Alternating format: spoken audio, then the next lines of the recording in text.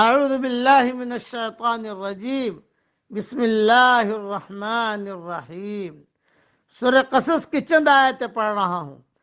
وَكَمْ أَهْلَكْنَا مِنْ قَرْيَةٍ بَطِرَتْ مَعِيشَتَهَا، اور ہم نے بہت سی وہ بستیاں تباہ کر دی جو اپنی عیش و عشرت میں اترانے لگی تھی۔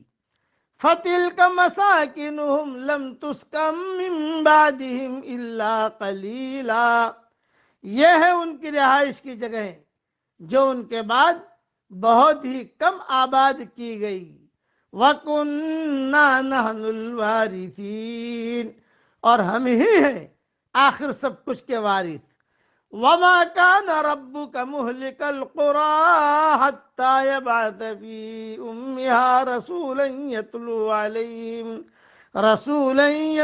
عَلَيْهِمْ آيَاتِنَا، تیرا رب کسی ایک بستی کو بھی اس وقت تک ہلاک نہیں کرتا جب تک کہ ان کی کسی بڑی بستی میں اپنا کوئی پیغمبر نہ بھیج دے۔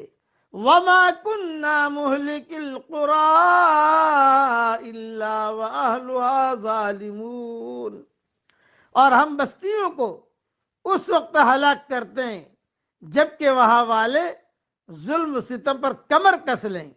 وَمَا أُوتِيتُم مِّن شَيْءٍ فَمَتَاعُ الْحَيَاةِ الدُّنْيَا وَزِینَتُهَا، اور تمہیں جو کچھ دیا گیا ہے وہ صرف زندگی دنیا کا سامان اور اس کی رونق ہے۔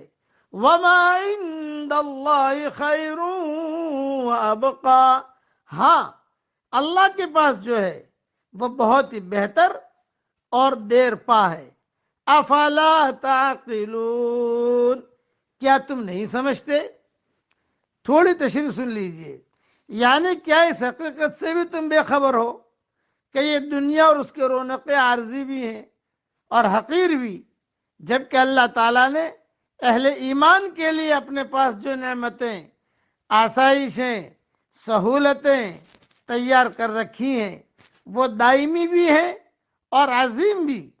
حدیث شریف میں آتا ہے، اللہ کی قسم دنیا آخرت کے مقابلے میں ایسی ہے جیسے تم میں سے کوئی شخص اپنی انگلی سمندر میں ڈبو کر نکال لے، دیکھے کہ سمندر کے مقابلے میں انگلی میں کتنا پانی ہوگا۔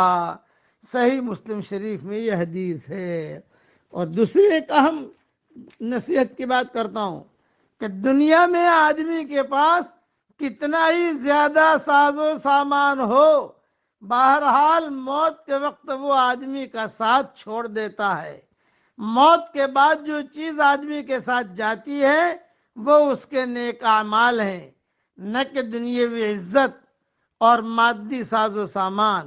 ایسی حالت میں عقل مندی یہ ہے کہ آدمی چند دن کی کامیابی کے مقابلے میں ابدی کامیابی کو ترجیح دے، وہ دنیا کی تعمیر کے بجائے آخرت کی تعمیر کی فکر کرے۔